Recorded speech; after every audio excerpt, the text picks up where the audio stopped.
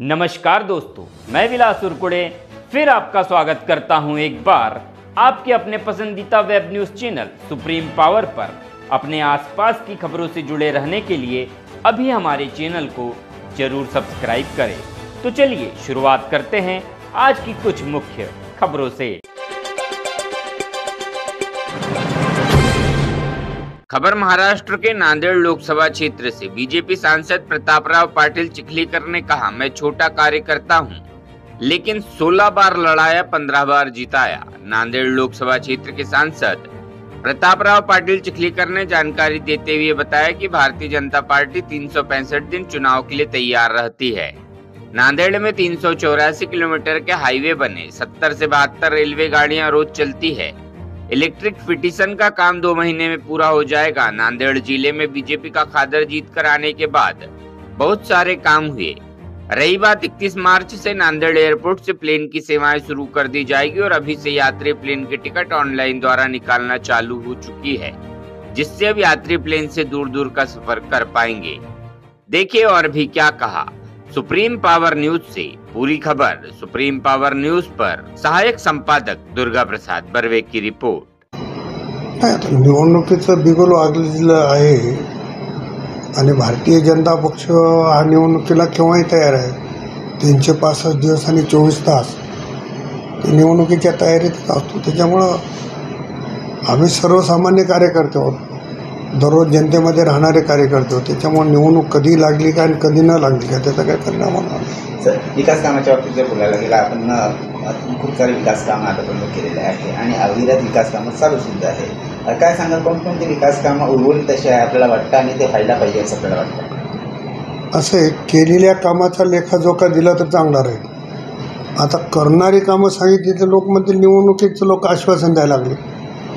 त्याच्यामुळे लोकांमध्ये केलेल्या कामावर जो काही विश्वास राहणार आहे, करायचे तर कामं खूप आहे, पण केलेल्या कामामध्ये सगळ्यात महत्त्वाचं म्हणजे नांदेड जिल्ह्याला दळणवळणाची व्यवस्था। दळणवळणाची व्यवस्था म्हणजे काय? नॅशनल हायवे, रेल्वेचं जाळं निर्माण करणे, विमानसेवा सुरू करणे, जेणेकरून इथं इंडस्ट्रीसाठी किंवा इंडस्ट्रीत टाकण्यासाठी येणाऱ्या लोकांना याची सोय झाली पाहिजे। पूर्वी आमच्या जिल्ह्यामध्ये नॅशनल हायवेचं जाळं नव्हतं आणि गडकरी साहेबांच्या माध्यमातून नांदेड जिल्ह्यामध्ये 384 किलोमीटरचे नॅशनल हायवे, याची किंमत 7,000 कोटीच्या जवळपास आहे, ते झालं।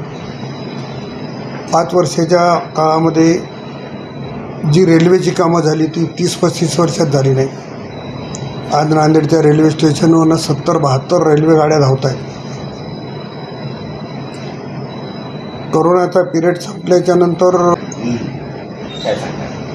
मी तुम्हाला सांगितलं ना, विकास ही केंद्राशी संबंधित आहे। आता मी जर आधीचं सांगितलं तर लोक म्हणते निवडणूक आहे, त्याच्यामुळे लोकांना आम्ही काम करतो याचा विश्वास आहे। त्यांच्यामुळं पण अपेक्षा ही आहेत की नांदेड शहरातली वाहतुकीची समस्या आहे, प्रचंड मोठी आहे। ओव्हरब्रिज झाले पाहिजे, ज्या पद्धतीने नागपूरला झाले, ज्या पद्धतीने मुंबईत झाले किंवा अन्य शहरामध्ये झाले, त्या पद्धतीनं नांदेडला देखील ओव्हरब्रिज झाले पाहिजे। नांदेडला देखील रस्त्याची कामं प्रचंड मोठ्या प्रमाणात झाली पाहिजे, अपेक्षा आहे। शहराची असेल तर ग्रामीणची तीच अपेक्षा आहे। त्याच्यामुळे टप्प्याटप्प्यानं ती सगळी कामं निश्चितपणे। पण महत्त्वाचा प्रश्न असा आहे की मोठे उद्योग हे नांदेडमध्ये आले पाहिजे, जेणेकरून बेकारी ही दूर झाली पाहिजे।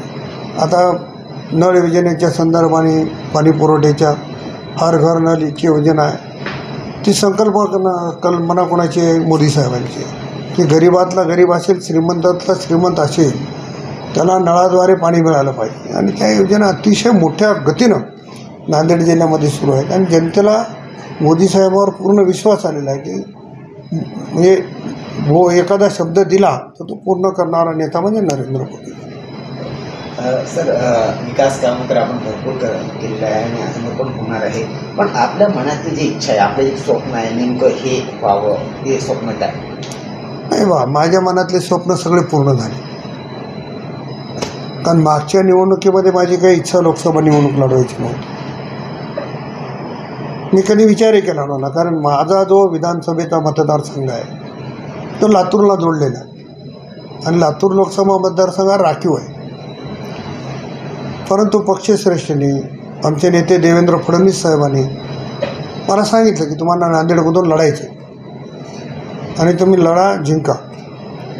आणि मागच्या वेळेस मी अशोकरावजी चव्हाण साहेबांच्या विरोधात लढलो आणि जिंकलो देखील. यावेळेस तर चव्हाण साहेब आमच्या सोबत आहेत, त्याच्यामुळे तो काही विषय नाही. आपल्याला जी जनता बघत आहे, आपले जे मतदार बंधू बघत आहे, त्यांना काय प्रेमाचा संदेश आपला राहणार? प्रेमाचा संदेश काय देणार आहे? त्यांनीच मला लहानाचं मोठं केलं. माझ्यासारख्या सामान्य कुटुंबातल्या कार्यकर्त्याला धीर देण्याचं, उभा करण्याचं काम नांदेड जिल्ह्यातील तमाम बंधू भगिनींनी केलेले आहे. त्याच्यामुळे त्यांचे उपकार, त्यांचे आशीर्वाद माझ्या पाठीशी आहेतच. अशाच पद्धतीचे आशीर्वाद त्यांचे कायम माझ्या पाठीशी राहतील, याच्यामध्ये मला शंका नाही. म्हणून माझी हात जोडून त्यांना विनंती राहणार आहे की परत एकदा त्यांनी मला आशीर्वाद द्यावे. सुरू होत आहे, त्यांचा प्रोग्राम बनवलेला आहे. म्हणजे एकंदरीत नॅशनल हायवेची कामं झाली, रेल्वेची कामं झाली, विमानसेवा झाली आणि गॅस संपला.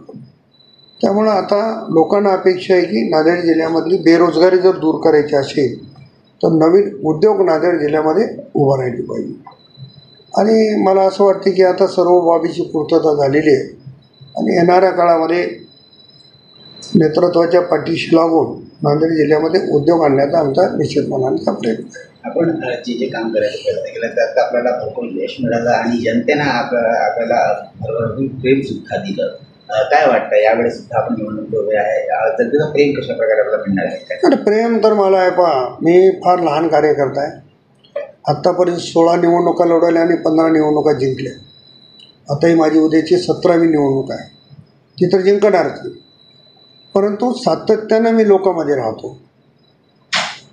छोटासा कार्यकर्ता, लोकांना आपलंसं वाटतो आणि सुखादुखामध्ये सगळ्यांच्या राहतो. त्याच्यामुळं लोकांनी प्रेम दिले म्हणून मी इथपर्यंत आहे. नाही तर माझ्यासारखा सामान्य कुटुंबातला कार्यकर्ता इथपर्यंत येणं ही काही साधी गोष्ट नाही आहे. लोकांचे उपकार माझ्यावर, माझ्या कुटुंबावर फार मोठे आहेत आणि मला खात्री आहे की असंच प्रेम नांदेडकर माझ्यावर करतील.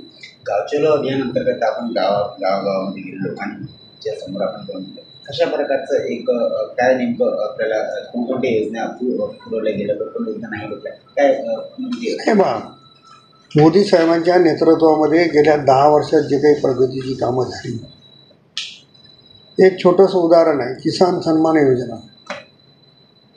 आदरणीय कैलासवासी शरद जोशी साहेब जेव्हा असं म्हणायचे की शेतकऱ्यांना पेन्शन मिळालं पाहिजे, ते आम्हाला पण खरं वाटत नव्हतं की हे काय मागतात.